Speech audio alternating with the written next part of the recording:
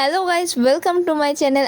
আজকে আমি পেয়ারা মাখাবো। আর পেয়ারা গাছটা এত বড় যে ছাদ ছুঁয়ে গেছে, এর জন্য আমি ছাদের ওপরে উঠে পেয়ারাটা পারলাম। পেয়ারা পাততে আমাকে প্রচুর রিস্ক নিতে হয়েছে। পেয়ারা খুব একটা মাখাতে ইচ্ছা করে না, আমার দোকানের পেয়ারা মাখা খেতে যেন বেশি ভালো লাগে। কিন্তু আজকে আমি এর আগেও পেয়ারা মাখা করেছি, কিন্তু অতটাও ভালো হয়নি। আজকে একটু সিম্পলি পেয়ারা মাখাবো। পেয়ারা মাখানোর জন্য আমি নিয়েছি 2টো কাঁচা লঙ্কা, বিট নুন আর শুকনো লঙ্কা পোড়া।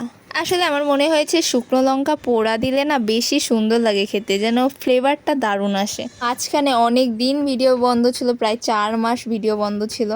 আবারও শুরু করেছি, আমার খুবই ভালো লাগছে আজকে। পেয়ারা মাখায় কেউ লেবু পাতাটা দেয় না, কিন্তু আমি আজকে ট্রাই করে দেখবো যে লেবু পাতা দিলে পেয়ারা মাখাটা খেতে কেমন লাগে। আগে আমি যখনই ভিডিও করতাম তখন অনেক সদস্য চলে আসতো, কিন্তু এখন আর কেউ আসে না।